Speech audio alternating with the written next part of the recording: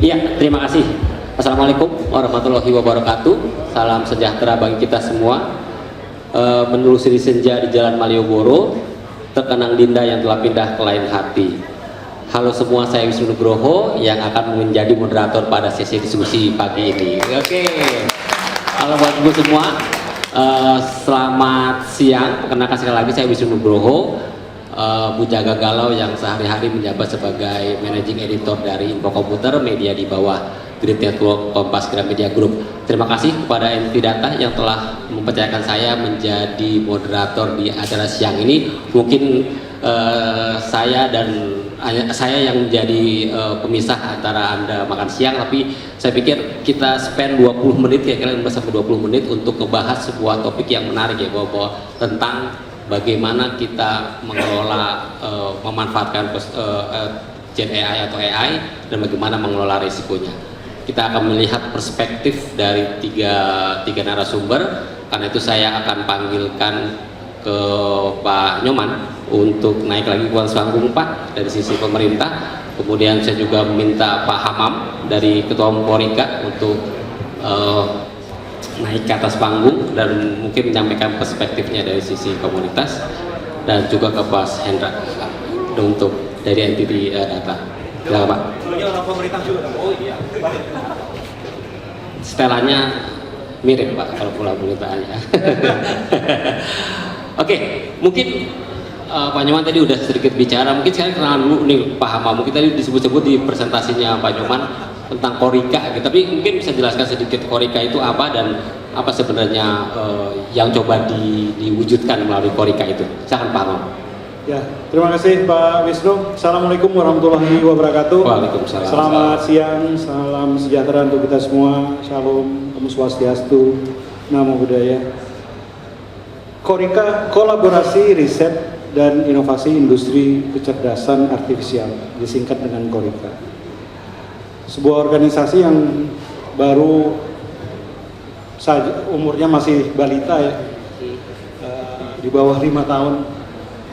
Karena merupakan sebuah organisasi orkestrator yang menjadi mandat ataupun amanah dari Strategi Nasional Kecerdasan Artifisial Indonesia 2045. Dan inilah merupakan salah satu dokumen yang dihasilkan di masa pandemi COVID 2020, di mana seluruh stakeholder dari AI itu terdiri, kita menyebutnya itu ya pentahelix. Pentahelix, ada akademia, kemudian businesses, government, community, serta media. Itu membangun strategi nasional kecerdasan artifisial. Bisa dicari ya, bisa di prompt juga ya, dan akan dapat tuh esensi daripada strategi nasional. Karena itulah merupakan satu dokumen yang mengawali kita untuk jump in ke dalam global AI race. Ingat pada saat itu belum ada generative AI. Generative AI 2022 akhir ya gitu. Tapi itu memberikan kita semangat. Jadi Korika ini adalah sebuah asosiasi profesi yang kita harapkan nanti menjadi sebuah kekuatan Indonesia di dalam empowering dan embracing AI di Indonesia. Oke. Gitu, Pak. Terkait topik itu, Pak, saya follow up question. Mungkin Bapak bisa menggambarkan. Tadi kan kita salah tujuan diskusi ini kan untuk mendapatkan sebenarnya gimana kita bisa Indonesia gitu ya, dan posisi sekarang yang mungkin ya sedang-sedang aja gitu. Kita bisa melejit ke depan. Pertanyaan saya mungkin lebih kepada dari sisi demand dan supply, Pak. Demand, bagaimana perusahaan Indonesia mulai mengadopsi AI ini, dan juga dari supply, apakah kita sebenarnya juga memiliki istilahnya bukan cuma user tapi juga kreator dari ekosistem AI tersebut. Bapak bisa gambarkan nggak dari pengamatan Bapak di ekosistem AI Indonesia? Jadi ekosistem kita ini kan tentu saja harus berkejaran ya dengan ekosistem AI banyak di negara lain. Saya tadi senang sekali dengan pemaparan dari Pak Sesdirjen, Pak Nyoman, karena memang kami bersama-sama dengan Kominfo itu berusaha melihat bagaimana adopsi yang begitu pesat di AI ini. Hari ini dengan besok tuh AI-nya sudah beda, Bapak Ibu. Apalagi dengan adanya generatif AI.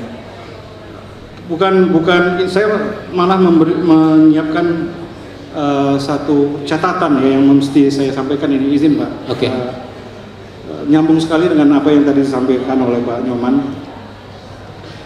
Kalau kita sekarang ini mengatakan kita berada di ambang era AI, itu sudah tidak tepat lagi, ya. Karena AI itu sudah ada di mana-mana.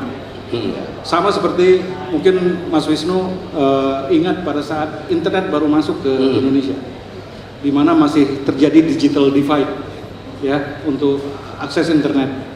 Sekarang yang terjadi adalah digital AI, digital divide di bidang AI divide katanya. Karenanya apa yang tadi disampaikan oleh Pak Nyoman, AI ini sekarang harus segera dipastikan bahwa yang kita gunakan itu adalah AI yang bertanggung jawab, responsible AI. Kita ingin AI yang kita gunakan itu adalah trustworthy AI. Kalau AI ada di fintech dan kemudian kita gunakan di dalam genggaman kita, apakah Anda yakin bahwa semua data pribadi misalnya, gitu, ataupun data aspek-aspek prinsip-prinsip daripada responsible AI ataupun trustworthy AI itu ada di dalam aplikasi yang kita gunakan. Karenanya kita sekarang ini harus mengejar Mas Wisnu, karena kita yakin bahwa AI itu akan mengubah industri, akan mengubah dan terus masyarakat kita, dan akan menghasilkan juga inovasi yang sangat cepat, accelerated. Ya, jadi AI itu bisa disebut ke accelerated intelligence gitu.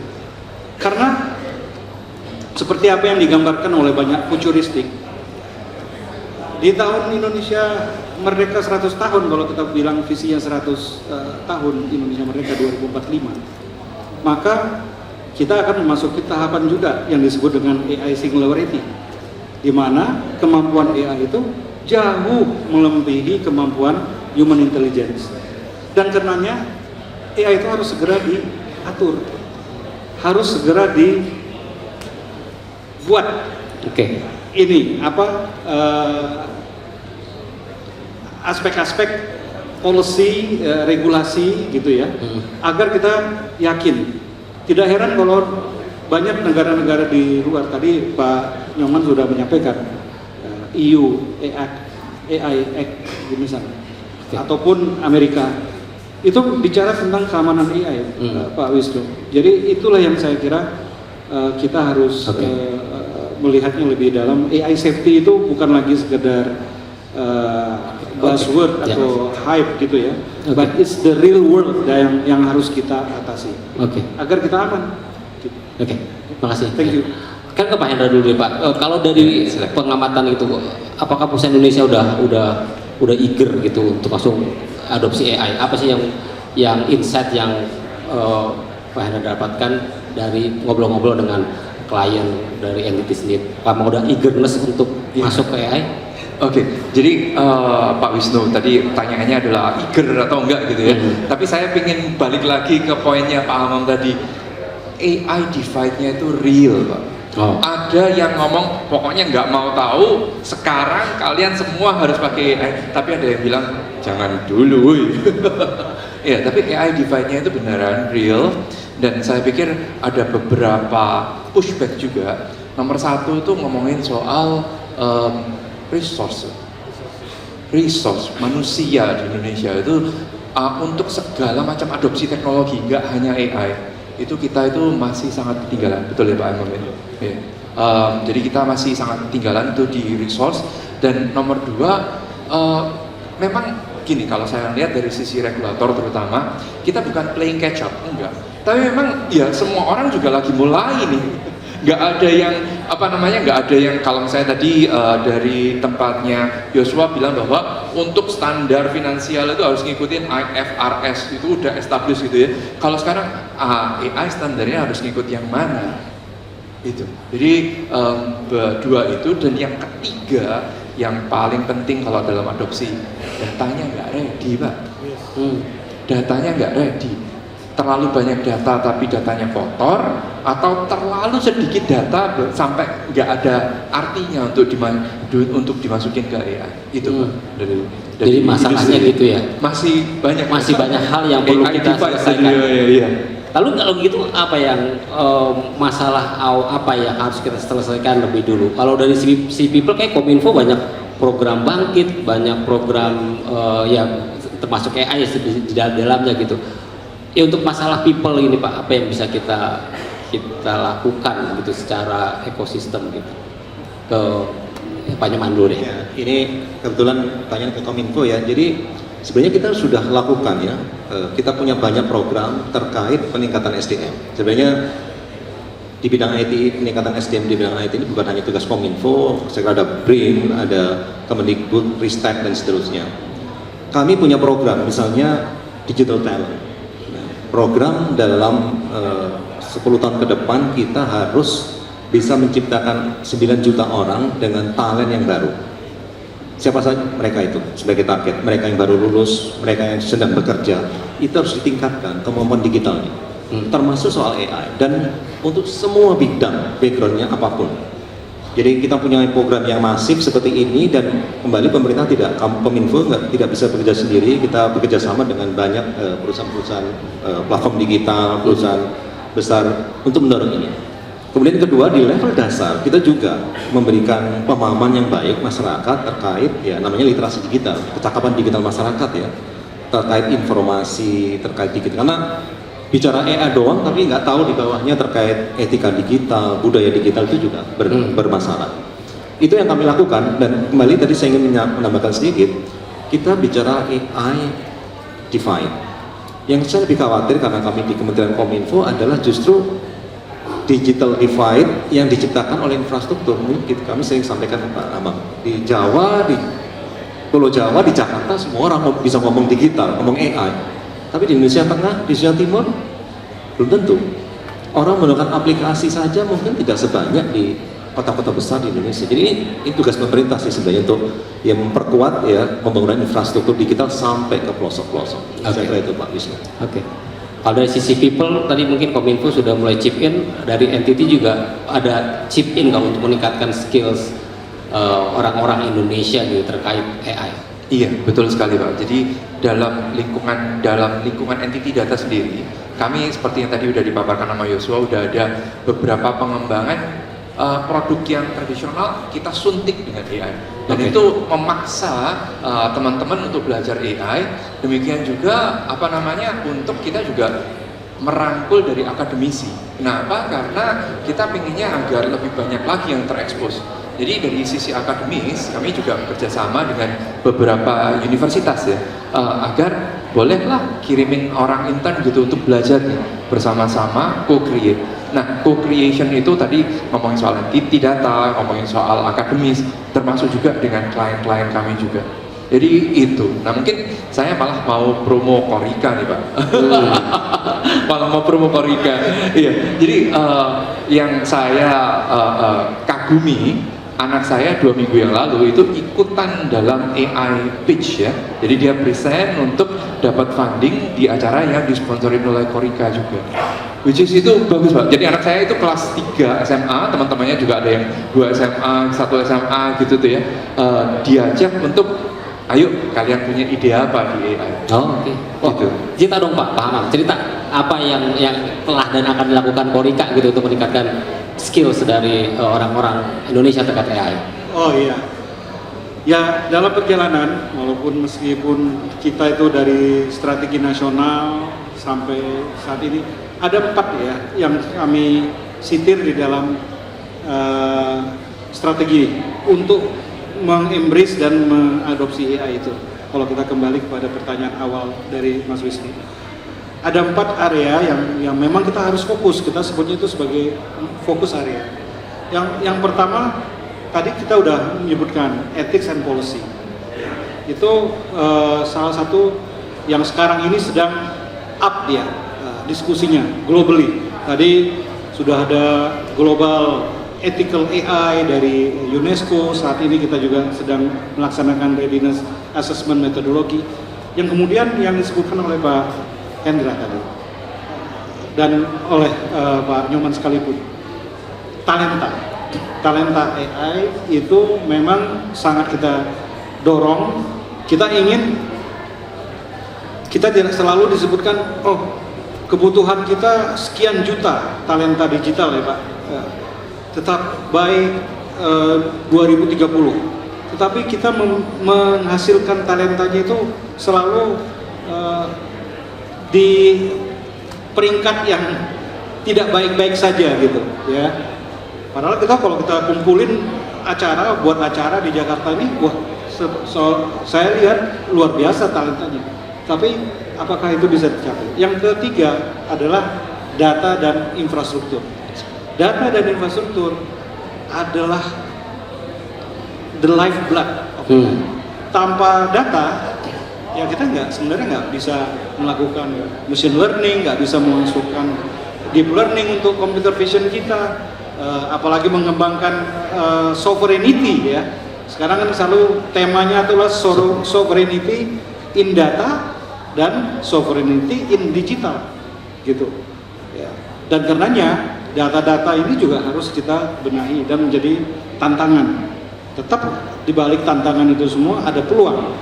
Yang siapa yang Bapak Ibu yang mengolah data di masing-masing organisasi, di perusahaan, di pemerintahan ya, itu semua adalah merupakan sebuah aset yang luar biasa yang akan membawa kita masuk ke dalam penggunaan AI di dalam perusahaan-perusahaan kita. Nah, dan yang terakhir is about our brain ya, yaitu use case, inovasi, ide dan segala macam, dan bagaimana merealisasikan. Mulai dari kita melakukan scraping data, bagaimana memilih algoritma AI, gitu. Apalagi apakah tepat menggunakan prediktif AI ataupun deskriptif AI. Nah itu adalah ide kita. Nah kemarin yang kita adakan di dalam rangka AI Innovation Summit, ya, untuk keempat kalinya kita melaksanakan hackathon dan business pitching. Untuk melihat bagaimana ide itu diserap oleh industri. Itu yang saya kira nanti akan membuat kita lebih stronger di dalam adopsi AI ini. Mungkin saya sekarang berasumsi perusahaan udah mulai adopsi, people kita lagi mempersiapkan, tapi kan kemudian kita ada rem berikutnya. Kita begini, sesi regulasi gitu kan ya. Kita bisa mengadopsi AI, tapi kan kemarin saya dapat demo dari salah satu penyedia AI di Indonesia gitu. Saya cuma diambil sampel suara saya 3 detik ya. Itu ternyata bisa langsung diduplikasi, dijiplak, dan saya bisa ngomong sesuatu yang itu bisa dimanfaatkan dengan baik gitu. Kalau misalnya saya lagi malas ngomong, saya tinggal ketik aja, dia ngomong sendiri kan. Tapi juga bisa disalahgunakan ya, karena kan itu dia bisa buat telepon keluarga terdekat saya untuk minta transfer, untuk memberikan informasi yang salah dan segala macam. Jadi bagaimana ya, ada sisi positif dan sisi negatif. Yang bagaimana menjaga sisi negatif ini? Saya tahu tadi ada surat edaran gitu ya, tapi apakah itu sudah cukup gitu? Kalau misalnya nanti akan ada muncul ya modus-modus baru menggunakan AI, kan akan menimbulkan semacam apa ya, blowback ya, kayak orang jadi kok AI jahat nih gitu. Gimana Pak? Mungkin dari sisi regulasi, surat edaran itu apakah memadai untuk membuka inovasi sekaligus menyortir orang-orang yang niatnya nggak baik, atau memang ada suatu regulasi yang lebih ketat lagi? Nah ini yang menarik ya. Jadi surat edaran ini pendekatannya sebenarnya apa? Pendekatan light touch regulation atau soft regulation ya. Kita nggak ingin men-enforce. Mungkin pertama kita belum terlalu paham perkembangan teknologi seperti apa. Kemudian yang kedua, kalau mau mengatur, kita harus bisa membuktikan bahwa itu memang benar seperti itu. Misalnya bias dan seterusnya. Nah yang disampaikan oleh Prof. Hamam, saya sebenarnya nggak khawatir ya, karena kita AI itu sudah kita ada di mana-mana, dan perkembangannya sudah demikian masif ya penerapannya, tetapi perangkat regulasi kita ternyata belum memadai gitu. Kalau surat edaran kan nggak ada konsekuensi hukum apapun, silahkan digunakan jadi referensi. Nah, saya sebenarnya berpandangan ini kita di banyak di pemerintahan itu ada pendekatan yang disebut sebagai regulatory sandbox. Regulatory sandbox itu sebenarnya cuma self declaration. Startup, mereka yang punya inovasi melakukan deklarasi bahwa oke, kita tidak akan bias, kita data itu tidak akan digunakan untuk keperluan yang lain. 3 detik suara Bapak itu tidak akan digunakan yang lain, tidak disalahgunakan. Nah, problemnya adalah pertama ini butuh orang SDM IT yang kuat gitu. Di Kominfo itu generalis. Kalau udah bicara begini harus mungkin dari BRIN. Data misalnya terkait kesehatan harus orang yang backgroundnya terkait kesehatan dan seterusnya. Dan ini kita lemah. Saya khawatir ya, mudah mengatakan oke, pakai regulatory sandbox, tapi waktu melakukan enforcement itu kita nggak punya orang. Ini contoh ya, saya sering sampaikan, data rekam medis kita ya elektronik itu kan ada di BPJS kan. Itu banyak startup ingin menggunakan itu. Tetapi regulasinya tidak memungkinkan saat ini ya untuk men-share data itu, memprofiling kita, memberikan rekomendasi macam-macam. Nah, ini kalau sampai kemudian kita berikan tetapi kita gagal melakukan enforcement kalau ada pelanggaran-pelanggaran yang digunakan, ini akan jadi masalah besar gitu. Data kesehatan, menyangkut nyawa dan seterusnya. Jadi itu mungkin yang yang kita harapkan memang ini tidak cukup sih. Kita masih wait and see, tadi kami sampaikan wait and see. Cuma ini pilihannya mau milih yang keras seperti European Union atau milih yang lebih soft ini. Ini kita perlu konsensus nih. Di pemerintah ini kita juga satu suara nih. Dengan private sector juga kita harus bicara. Paham? Mungkin itu Pak. Lembut atau yang keras? Tes regulasinya. Kita tipikal Indonesia ya. Kita memang perlu, saya mau menyebutnya setengah keras ya. Harus, karena yang tadi berbagai isu-isu cyber security yang terjadi mulai dari ransomware, phishing dan lain-lain, deepfakes, fake news yang apalagi dengan menggunakan tools generative AI ini, apa yang tidak bisa? Semua bisa. Mau menyebutkan ini, udah lihat kan yang terakhir di X juga itu bagaimana si Trump dengan Kamala. Ya kan? Pose yang aneh-aneh gitu ya bisa ya. Bagi orang-orang yang nggak tahu gitu ya menganggap itu benar aja semua gitu ya. Jadi ya kita itu perlu mengantisipasi risiko Pak, itu dia. Nah untuk mengatasi risiko-risiko ini ya tentunya kita perlu ada aturan gitu Pak Nyoman, menurut saya Pak. Ya kita atur yang memang perlu diatur. Jadi kalau misalnya sekarang yang ditempuh misalnya OJK mengeluarkan sebuah peraturan ya, ini sering disampaikan oleh Pak Wamin juga, OJK punya fintech, AI untuk fintech itu diatur, ada peraturannya. Kemudian sektor kesehatan itu juga ada. Nanti di sisi GovTech, di sistem pemerintahan berbasis elektronik (SPBI) itu ada juga.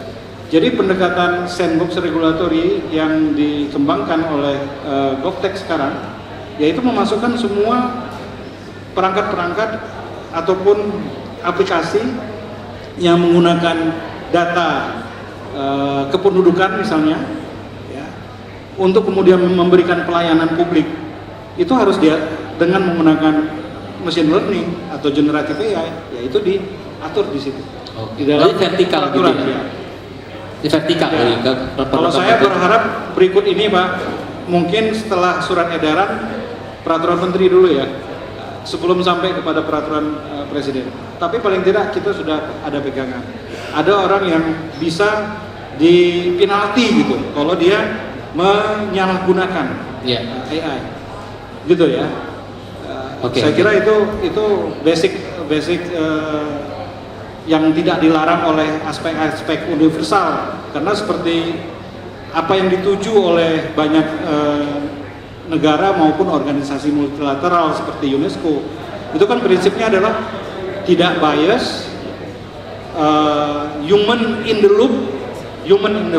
centered AI gitu ya, Kemudian AI for humanity kalau istilahnya ini, kalau ITU menyebutnya AI for good. Jadi artinya ini semua adalah untuk kepentingan manusia, untuk melindungi manusia dan untuk kemanfaatan kepada manusia. Oke. Basic guide itu kalau sudah bisa ditangkap di dalam peraturan itu sudah membuat kita bisa Oke. jalan. Mas Hendra mau nambahin dari sisi regulasi, ada saran nggak bagi regulator maupun? Jadi gini Pak, kalau entity data itu kami kan diminta untuk di setiap negara kita beroperasi itu selalu ngikutin peraturan. Nah, termasuk juga dengan kalau misalnya karena kami juga ada di Eropa, Uni Eropa, kita ngikutin GDPR, bahkan di Indonesia, EU GDPR. Nah, dari situ saya tadi teman-teman juga udah ngomong ya, melihatnya bahwa ini harusnya nggak ada bedanya nih dengan GDPR. Kenapa? Karena akhirnya yang diakses oleh AI itu adalah data juga. Nah, data itu harus dipilah-pilah gitu kan. Ada yang ditahan benar-benar, dikekapin benar gitu ya. Ada yang harus dienkripsi. Itu di belakang teman-teman dari Secura itu ngomongin soal attribute based encryption. Jadi siapa yang akses, enkripsinya akan beda dengan misalnya kalau yang akses itu cleaning service ya gitu. Yaitu attribute based encryption. Jadi kita melihatnya datanya itu kayak tadi Mas Wisnu ngomong, kalau omongan saya direkam gimana, gitu kan? Nah itu juga data. Kita tuh nggak sadar bahwa foto kita, suara kita itu ternyata jadi data juga. Nah perlindungannya ada kalau di Eropa GDPR, kalau di Indonesia ya Undang-Undang Perlindungan Data Pribadi itu. Paling enggak kita udah punya, tinggal enforcementnya yang tadi Pak Hamam ngomong, enforcementnya gimana? Oke, saya udah dapat gambar dari soal regulasi, tapi mungkin karena waktunya juga udah mulai agak mepet. Saya sekarang pengen kita semua kan ini mewakili 3 perspektif yang berbeda, 3 entity yang berbeda. Sekarang kita pengen nanya apa sih yang bisa kita lakukan bersama gitu dari mungkin dari pemerintah, dari Kominfo, dari pemerintah Pak Nyoman mewakili pemerintahan. Apa yang diharapkan dari komunitas ataupun dari orang IT yang hadir di acara kali ini? Apa yang ingin diharapkan, apa yang Kominfo harapkan dari kita semua gitu untuk membuat ekosistem AI di Indonesia itu lebih baik lagi? Saya sih berpandangan gini ya, ini ada perkembangan teknologi ya, dan biasanya regulasi selalu tertinggal. Tetapi kita jangan terlalu khawatir juga dengan regulasi ya. Jadi kita harus dorong terus inovasi adopsi itu ya. Tetapi mungkin rambu-rambunya harus dilihat. Tadi Pak Indra nyampaikan soal GDPR. Kita ini udah punya undang-undang PDB, tapi belum terlalu detail Pak. Kita sedang menyelesaikan PP-nya, peraturan pemerintah yang lebih detail. Ya. Kemudian kita juga belum punya badannya. Ini harus segera diselesaikan. Dan memang betul sekali ya, banyak hal-halnya karena AI itu ya, lifeblood tadi disampaikan oleh Pak Hamam terkait harus menggunakan data dan datanya harus diatur. Maka kita juga harus punya pengalaman juga dalam mengenforce itu tadi, Pak. Jangan sampai itu disalahgunakan dan seterusnya. Jadi kami juga harus menyelesaikan regulasi di situ. Tadi saya setuju mungkin kalau surat edaran itu kurang ya mungkin peraturan menteri. Tetapi saya juga berharap ini Pak Prof Hamam. GDPR itu kan sudah ada di Eropa 7 tahun sebelumnya Pak Indra. Baru kita negara berkembang baru ikut-ikutan. Jadi kita ini ya followers lah selalu. Ya.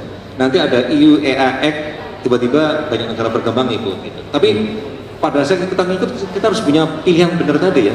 Dari Pak Hamam bilang di tengah-tengah, kayaknya memang begitu ya. Jangan terlalu ekstrem ke European Union dan jangan terlalu ke seperti Amerika. Jadi gitu ya, tengah-tengah ya. Gitu. Oke. Itu Pak. Nah sekarang Pak Hamam dari Korika, apa sih yang bisa kita kerja bareng gitu antara IT profesional di sini dengan Korika sebagai komunitas yang juga udah punya jangkauan banyak? Ya, saya langsung menjawabnya itu dengan apa yang tadi sudah saya sampaikan. 4 area yang memang kita harus bisa kolaborasikan. Oke. Karena kita inginnya itu adalah semua orang bisa terlibat di dalam men-shape up AI di Indonesia. Oke. Kita menyebutnya itu democratizing AI for all gitu. Itu tagline-nya kita. Ya, jadi kita mau mengadopsi teknologi tapi kita harus melibatkan semua stakeholder. No one left behind gitu ya. di dalam ini. Mau dia datang dari akademia dengan kemajuan pemikirannya terhadap penggunaan AI, mau itu datang dari industri dengan ide-ide inovasinya gitu untuk memperbaiki, maupun dari komunitas, dari masyarakat yang sebagai off taker daripada AI ini, ya harus diberikan di empower gitu ya untuk bisa menggunakan AI, serta sampai kepada stakeholder lainnya seperti pemerintah, yang memang biasanya pemerintah nanti ini akan menjadi bukan, tadi saya senang apa yang disampaikan, bukan semata-mata regulator, tapi dia akan mengenabler dan dia menjadi facilitator bagi kita semua yang akan mengadopsi AI ini. Serta kemudian tentu saja dari media yang harus bisa menyampaikan kepada semua. AI juga tidak bekerja sendiri ya Bapak Ibu semua. AI itu hanya satu dari alfabet A sampai Z yang sekarang adalah semuanya bisa dinyatakan dengan teknologi digital. A for AI, B for blockchain, C for cloud, D for data analytics, sampai kepada Web 3, DW, dan Z, Zero Knowledge Proof gitu. Itu semuanya adalah teknologi yang ada akan kita gunakan sebagai ini. Dan tentu saja kita, kalau saya dengan latar belakang sebagai teknokrat, itu inginnya produk itu datangnya dari karya anak bangsa. Dengan kita berkolaborasi, dengan kita bekerja sama. Kayak lagi bangun LLM bahasa Indonesia kalau nggak salah ya. Large language model bahasa Indonesia. Wah, keren tuh. Kita tunggu tuh ya, Mas. Jadi jawabannya agak bisa gaya-gaya anak Jaksel atau Aku tidak bisa Yura. jadi tahu dia gitu. Nah sekarang Pak Hendra, Pak, tadi udah banyak sih sebenarnya solusi dari entity data yang bisa digunakan oleh perusahaan Indonesia. Tapi mungkin bisa di recap apa saja sih yang bisa entity lakukan untuk perusahaan Indonesia dan juga ekosistem AI di Indonesia. Kalau saya bisa rangkum ya Pak Wisnu ya. Jadi kami di sini itu sebagai partner dari klien-klien kami. Dan partner apa gitu yang dicari ya? Salah satunya itu adalah agar tadi Pak Amang udah jelasin, develop AI yang responsible. Jadi salah satu misi kita itu adalah ada kata-kata trusted global innovator. Kita memang innovate secara global, tapi trusted AI gitu. Jadi trusted AI, responsible AI. Maka dari itu kita dari awal udah ngomong bahwa ini banyak cerita horor loh ya gitu, jangan sembarangan. Data governance-nya gimana, bagi-bagi datanya gimana agar bisa diakses oleh AI. Jadi itu kami mengadvise banyak sekali klien-klien kami itu tentang ini, gimana caranya agar bisa lebih responsible dalam mengadopsi teknologi baru ini. Itu Pak. Oke, terima kasih Pak Hendra. Kayaknya demikian sesi diskusi kali ini. Terima kasih Pak Nyoman, Pak Hamam, Pak Hendra atas sharingnya. Mungkin saya sedikit memberikan highlight dari diskusi ini. Yang pertama adalah kalau kita lihat gambaran ekosistem AI di Indonesia, kita emang saat ini sedang berkejaran dari sisi SDM, talenta, infrastruktur, dan regulasi. Sehingga memang kita harus agak lebih cepat bergegas gitu ya untuk mengejar itu semua. Sementara bagaimana dengan cepat, apakah kita bisa aman, apakah kita bisa tetap menjaga risiko dari adopsi AI tersebut. Kominfo udah mulai jaga-jaga dengan surat edaran, semoga itu juga bisa memberikan rambu-rambu kepada ekosistem AI Indonesia untuk berhati-hati. Tapi ke depan kemungkinan itu juga akan punya regulasi yang lebih teratur, lebih keras, lebih ya setidaknya kita tetap akan dibuka ruang untuk berinovasi, tapi juga kita tetap harus menjaga resikonya. Dan apa yang kita bisa lakukan sesama di dalam ekosistem AI di Indonesia, ya kita harus melibatkan semua pihak, termasuk masyarakat, media juga mungkin termasuk komputer, dan juga para pelaku bisnis di Indonesia untuk mengadopsi AI dengan yang bertanggung jawab. Dan itu sepertinya kesimpulan yang bisa saya berikan atas diskusi kali ini. Terima kasih kepada Pak Nyoman, Pak Hamam, serta Pak Hendra atas sharingnya. Semoga sesi ini bermanfaat bagi kita semua. Karena saya buka dengan pantun, saya akan tutup sesi ini dengan pantun galau lainnya. Cinta Dinda ibarat gaji, mampir sejenak lalu buru-buru pergi. Mari kita terus berkolaborasi untuk membangun negeri yang kita cintai ini. Terima kasih. Assalamualaikum warahmatullahi wabarakatuh.